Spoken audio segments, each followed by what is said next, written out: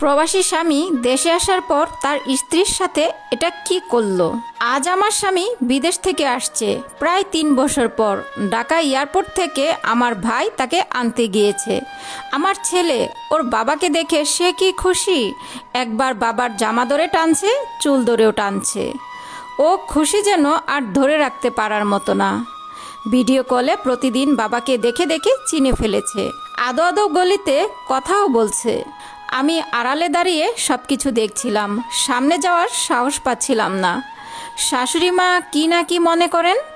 আমার শাশুড়ি মা অনেক রাগী মানুষ। আমার শ্বশুর নাকি তাকে ভয় পায়। আমার স্বামী বিদেশ থাকতে কল করলে 10 মিনিটের বেশি কথা বললে আমার শাশুড়ি রাগ করতেন। মায়ের ভয়েতে উনিও তেমন আমাকে কল করতেন না।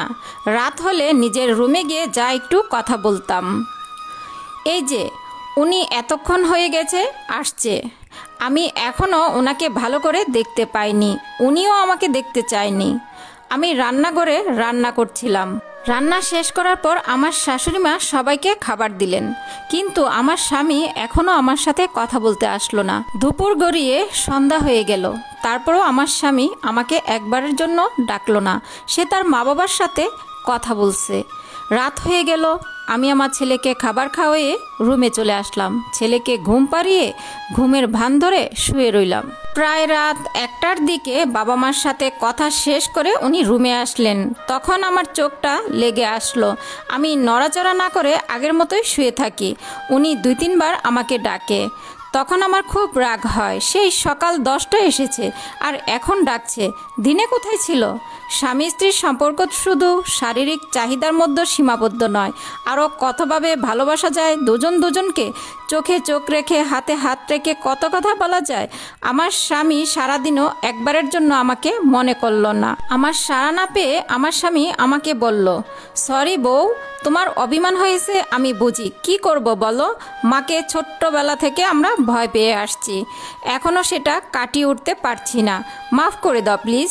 আমার মায়ের উপর রাগ করে থেকো না, মুরব্বী মানুষ, কি করবে বলো। ওনার কথাটা শুনে আমি নিঃশ্বাস ফেলি, কিন্তু কিছুই বলি না। এখনও হয়তো অভিমান পুরোটা কাটেনি।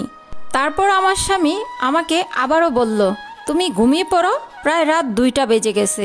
আমি একটু মায়ের সাথে আর বাবার সাথে গল্প করে আসি, মা বাবা এখনও ঘুমায়নি। তখন আমার খুব রাগ লাগলো যে সে আজ সকাল 10টা বাজে বিদেশ থেকে আসছে, আমার সাথে একটু সময়ের জন্যও একসাথে বসে গল্প করিনি। অনেক কথা জমে আছে আমার মধ্যে। এত বছর পর বিদেশ থেকে আসার পর সে আমার কাছে আমার সামনে বসে একটু গল্প করতে চাইলো না। তো আজকের ভিডিওটা কেমন লাগছে অবশ্যই কিন্তু কমেন্টে জানাবেন। তো আমাদের সমাজে কিন্তু এরকম অনেক প্রবাসী আছে যারা প্রবাস থেকে আসার পর বাবা মার ভয়ে হোক লজ্জায় হোক স্ত্রীর সামনে যায় না, স্ত্রীকে সময় দেয় না। দিন শেষে স্ত্রী অপেক্ষায় বসে থাকে তার স্বামী কখন তার সামনে আসবে, তার সাথে কখন গল্প করবে। তো ভিডিওটা আপনারা কেউ নেগেটিভভাবে নেবেন না, সুন্দর সুন্দর কমেন্ট করবেন। আর ভিডিওটা কেমন হয়েছে অবশ্যই কিন্তু কমেন্টে জানাবেন। ভিডিওটা অবশ্যই শেয়ার করে সবাইকে দেখার সুযোগ করে দিবেন। তো সবাই ভালো থাকেন, সুস্থ থাকেন, আমার জন্য দোয়া করবেন। আল্লাহ হাফেজ।